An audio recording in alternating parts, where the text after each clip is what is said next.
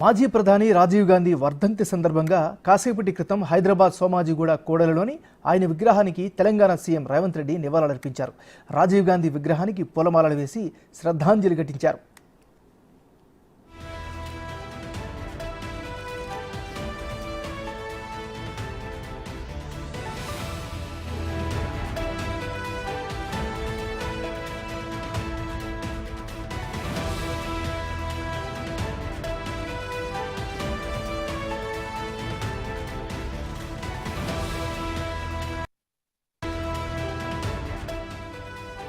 వెంటనే మనం breaking news చూస్తున్నాం. మాజీ ప్రధానమంత్రి రాజీవ్ గాంధీ వర్ధంతి ఈరోజు.